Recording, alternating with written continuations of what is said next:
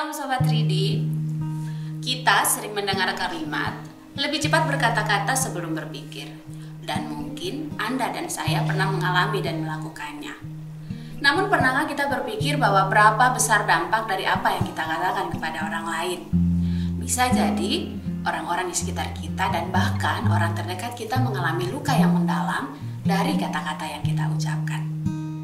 Lukas 6 ayat 45 berkata, orang yang baik mengeluarkan barang yang baik dari perbendaharaan hatinya yang baik, dan orang yang jahat mengeluarkan barang yang jahat dari perbendaharaan yang jahat, karena yang diucapkan mulut meluap dari hatinya. Artinya saudaraku, apa yang terucap dari mulut, jika itu jahat, maka memang berasal dari hati yang jahat.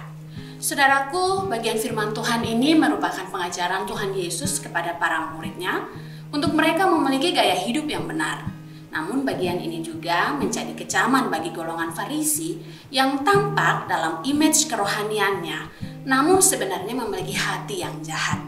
Saudara bisa membandingkan hal ini dalam Matius 12 ayat 22 hingga ayatnya yang ke-37.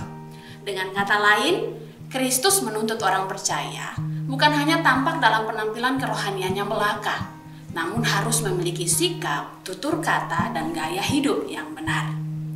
Kita juga sering mendengar pepatah yang mengatakan, hati seseorang tak ada yang tahu. Namun ingatlah bahwa tutur kata dan sikap seorang akan menggambarkan bagaimana hatinya. Kita mungkin akan banyak menemui orang Kristen tampaknya sangat sibuk dengan aktivitas kerohaniannya.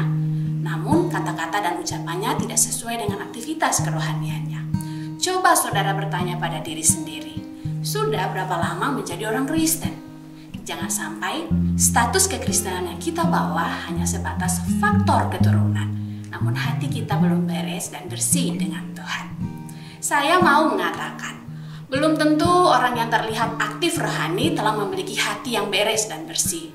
Karena dampak hati yang beres dan hati yang bersih akan selalu mengeluarkan kata yang baik. Maka yang harus kita lakukan adalah membereskan hati kita dengan Tuhan. Bagaimana caranya?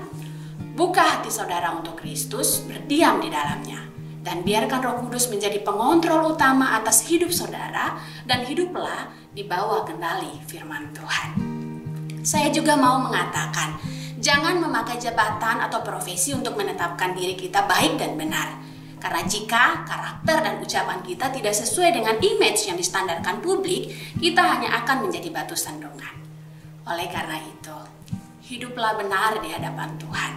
Bereskan dan bersihkan hati kita bersama Tuhan Yesus, dan biarkan setiap kata-kata yang keluar dari mulut kita menjadi berkat bagi orang lain. Salam 3D, Tuhan Yesus memberkati.